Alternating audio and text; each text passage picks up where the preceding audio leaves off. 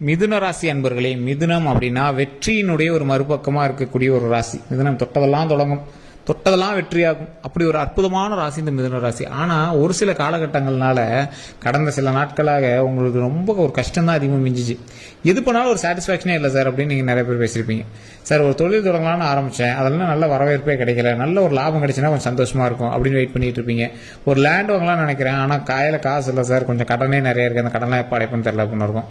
கடனும் சரியாகி நிறைய லாபமும் வரக்கூடிய ஒரு அற்புதமான காலகட்டம் வரக்கூடிய நேரம் தற்போது. இது நான் இப்போ சொல்லக்கூடியது மிதுன ராசியில் இருக்கிற 100% பேத்துக்கும் கிடையாது, 50% பேத்துன்னு கூட வச்சுக்கலாம். ஏன்னா இப்போ நம்ம சொல்றது பொது பலன்.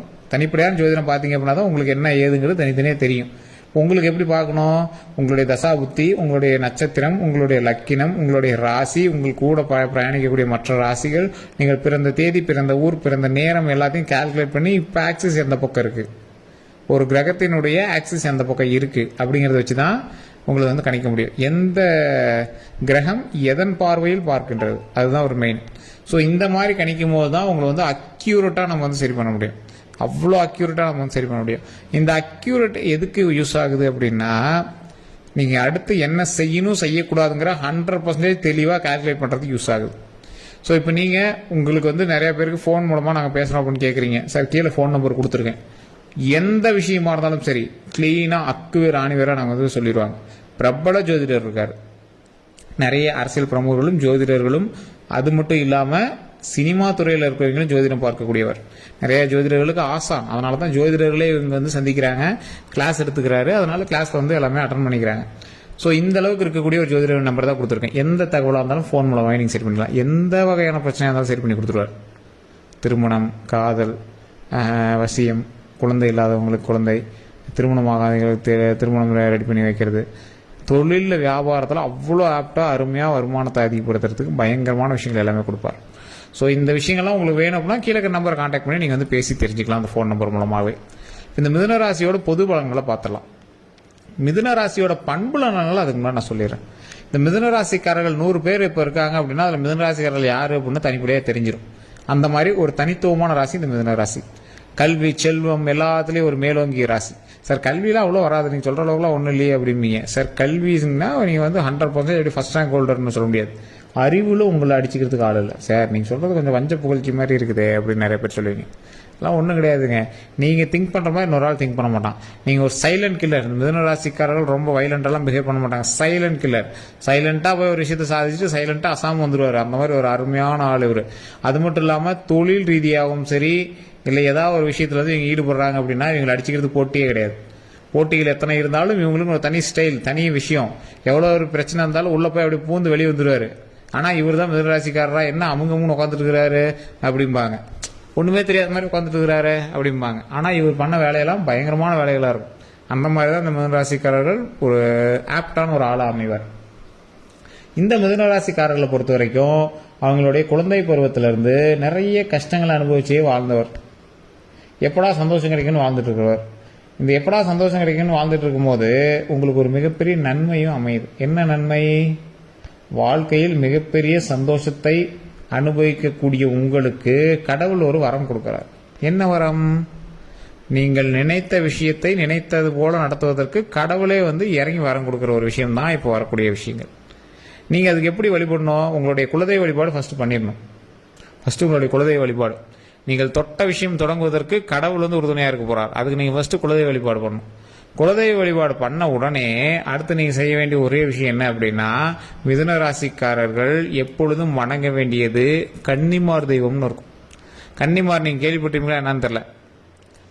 9 கன்னிமார் 7 கன்னிமார்னு சொல்லுவாங்க ஒவ்வொரு இடத்துல வணங்குறது. நீங்க வணங்கக்கூடிய வராகி அம்மன் தனியாக வணங்குறீங்க பார்த்தீங்களா, அந்த வராகி அம்மன்கிறது கன்னிமாரில் ஒன்றாவே வழிபடக்கூடிய ஒரு தெய்வம். அந்த அளவுக்கு எல்லா தெய்வங்களும் சேர்ந்து இருக்கிறதா அந்த கன்னிமார். கன்னிமார் தெய்வத்தை வணங்கும் போது அதற்காக மல்லிகைப்பூ வாங்கிட்டு வந்து வச்சு அல்லது பட்டு உடுத்தி வணங்குவாங்க. உங்களோட குலதெய்வ கோயில்களில், உங்களோட கிராமத்து கோயில்கள் எல்லாத்தையும் நீங்கள் பார்த்துருப்பீங்க. இந்த மிதுன ராசிக்காரர்கள் ஒரு டைம் ட்ரை பண்ணி பாருங்க. அந்த கன்னிமார் தெய்வம் எங்கேயா இருந்தது அப்படின்னா அங்கே போய் வணங்கி பாருங்க. அவ்வளோ நன்மை கிடைக்கும் உங்களுக்கு. அவ்வளோ நன்மை நமக்கு கிடைக்கும்.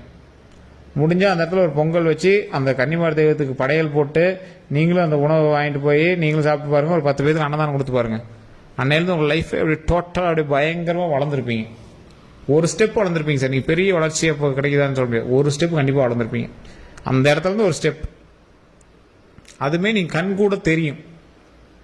ஒரு சிலருக்கு பேக் அடிச்சிருக்கு அப்படிம்பாங்க. குலதெய்வ கோயிலில் போய் பண்ண சார் பேக் அடிச்சிருக்கு அப்படிம்பாங்க.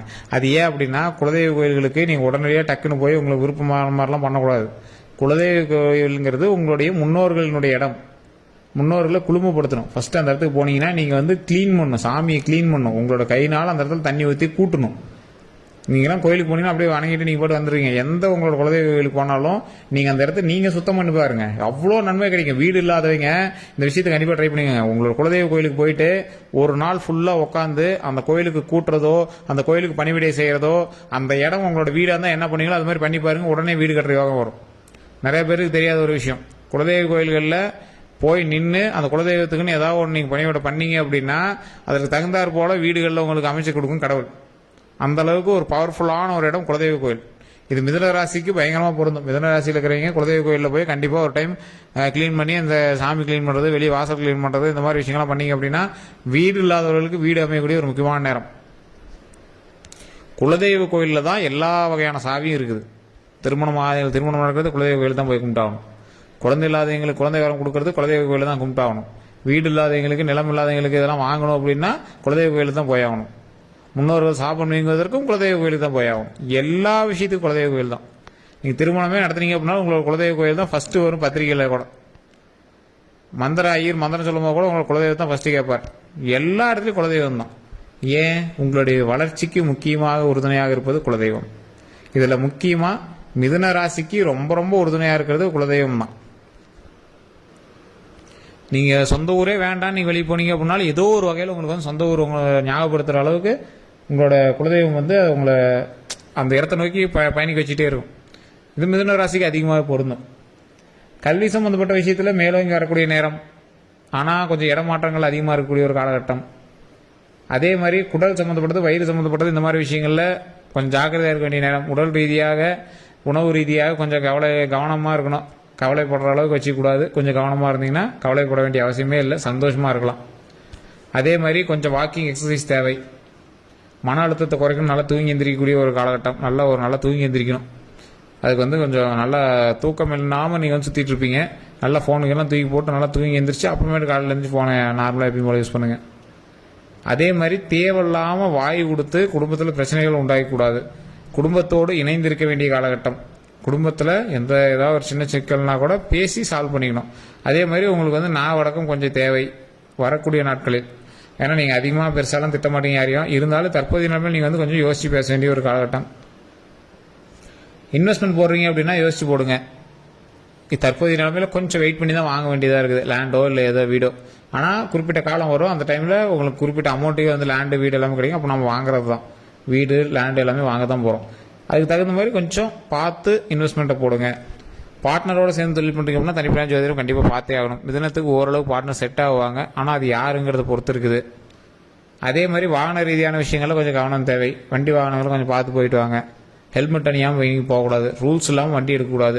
சீட் பெல்ட் போடாமல் இருக்கிறது, வண்டிக்கு இன்சூரன்ஸ் கட்டாமல் எடுத்து சுற்றுறது, ஹெல்மெட் போடாமல் இருக்கிறது, ஒன் வேல கெத்து காட்டுறன்னு வண்டி ஓட்டுறது, ஹெவி ஸ்பீடாக போகிறதுலாம் இந்த இடத்துல கூடவே கூடாது. அதான் சட்டத்துக்கு விரோதமான எந்த ஒரு விஷயத்தையும் நீ செய்யக்கூடாது. அது வண்டியாக இருந்தாலும் சரி, வாழ்க்கையிலையாக இருந்தாலும் சரி, டாக்குமெண்ட்லேயே இருந்தாலும் சரி, எந்த ஒரு விஷயமா இருந்தாலும் சரி உங்களை தூண்டுவாங்க. தற்போதைய நிலைமையில சட்டத்திற்கு எதிராக நீங்கள் செயல்படுவது போல் தூண்டுவாங்க. ஒரு ஹெல்மெட்டுக்காக நீங்கள் ஃபைன் கட்ட வேண்டிய நேரம். ஸோ அதனால் நீங்கள் கொஞ்சம் பார்த்து பொறுமையாக எதுவுமே பண்ணீங்க அப்படின்னா ரொம்ப நல்லது. வண்டிக்கு இன்சூரன்ஸ் கட்டாமல் தான் இன்சூரன்ஸ் கட்டுங்க. யார் கேட்க போகிறான்ட்டு ஆர்சி புக் அதுன்னு எல்லாம் இது பண்ணிட்டு இருக்காதிங்க. ஒரு டாக்குமெண்ட் ரீதியாக நீங்கள் ஃபேமிலிலையும் சரி, டாக்குமெண்ட் ரீதியாக எந்த ஒரு விஷயம் பண்ணாலும் சட்டத்துக்கு விரோதம் இல்லாமல் பண்ணீங்க அப்படின்னா உங்களுக்கு நல்ல காலகட்டம். ஸோ உங்களை தூண்டுறதுக்கான வாய்ப்பு இருக்கு. பரவாயில்ல, அது யார் என்ன சொல்கிறா நீ பண்ணு அப்படிம்பாங்க, நீ இறங்க விளையாடு கபிலா அப்படிம்பாங்க. ஸோ அதெல்லாம் நீங்களாம் கவலைப்படாதீங்க. பார்த்து ஒரு 10 ரூபா அதிகமாக செலவானாலும் கவர்மெண்ட் ரூல்ஸோடு நீங்கள் எதுவுமே பண்ணுங்கள். உங்களை யாரும் கேள்வி கேட்காத மாதிரி நீங்கள் நடந்துங்க. ஏற்கனவே நீங்கள் வந்து யாரும் மற்றவங்க கேள்வி கேட்கக்கூடாதுன்னு வாழக்கூடிய ஒரு ஆள். உங்களை தூண்டுறதுக்குலாம் நிறைய ஆள் இருக்காங்க, உங்களுக்கே தெரியும்.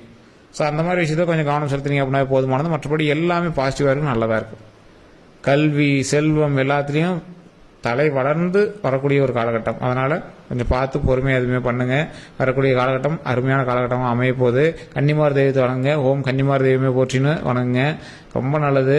அந்த கன்னிமார் தெய்வத்துக்கு நான் சொன்ன மாதிரி படையல் போட்டு வணங்கி வழிபடுங்க, ரொம்ப ரொம்ப நல்லது. இது கண்டிப்பாக ஒரு 3 டைமாவது கமெண்ட் செக்ஷனில் பார்த்துருங்க. ஓம் கன்னிமார் தெய்வமே போற்றி, ஓம் கன்னிமார் தெய்வமே போற்றி, ஓம் கன்னிமார் தெய்வமே போற்றி அப்படின்னு வழிபட்டுட்டு கண்டிப்பாக இது வந்து நீங்கள் உங்களோட வீடுகளையும் சொல்லி பாருங்க, மிகப்பெரிய நன்மை கிடைக்கும். இந்த வீடியோ பிடிச்சா லைக் பண்ணுங்க, உங்களோட நண்பர்கள் பகிர்ந்து. இதை நம்ம சேனல் சப்ஸ்கிரைப் பண்ணாமல் தான் சப்ஸ்கிரைப் பண்ணுங்க, அதில் பெல் பண்ண மறக்காம ப்ரெஸ் பண்ணிக்கோங்க.